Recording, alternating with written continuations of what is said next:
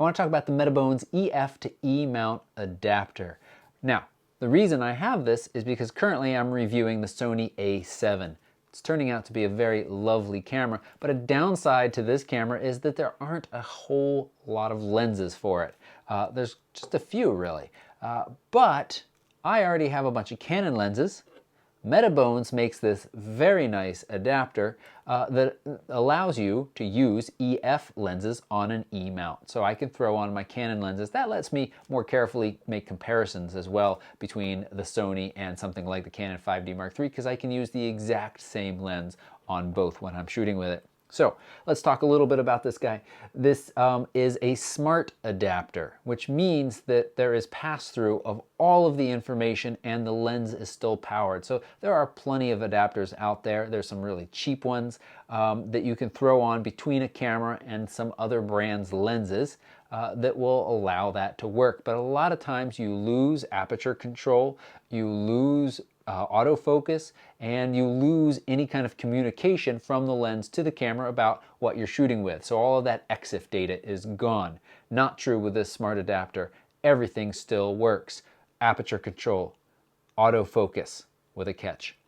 All of the EXIF information, and what else am I forgetting? Image stabilization. Really key with something like the 70-200. I was really excited to be able to use the 70-200 sweet lens on a little teeny camera like this. It fits very nicely and snugly on there. And the material that it's made out of is basically the same as the material that the mount is made out of most cameras, and it's brass with chrome plating. So it is the actual, let's just slide that on there, and there's no body cap in reach, so I'm just going to lay that face down and we're going to pretend it's going to be fine. So here it is sitting here in between these two. Now it also does have a tripod mount there as well. It's got a little port for upgrading firmware, the lens click, and over here on this back side, where is it? There it is. Actually right there is a kind of the opposite of a depth of field preview button. It is a wide open button that automatically jumps the aperture to its widest setting, which helps you to focus. So why do you need that if it's got autofocus built in? Well, sometimes with some cameras, and this Sony Alpha is no exception, A7, there is a little bit of slowness in that communication and a little bit of confusion that happens going back and forth between lens and camera when you're asking it to autofocus. Enough so that autofocus with this camera and all of the Canon lenses I tried was at times extremely slow and painfully slow and confused. There were times where you watch it get focus, just keeps on going, out of focus. Comes back, you see it get that focus, and it goes back and forth. Now, on the Metabones website, they say a lot of times there's some calibration that happens in the first couple of passes as it hits focus and comes back, but there were times where I saw it also get stuck, and they'll admit that right on their website, that sometimes it'll get stuck in an out of focus area and just will not get focus. Now, when you're using it with something like the Sony, there are a couple of neat features that the Sony provides that allows you to do easily manual focus, which helps a lot.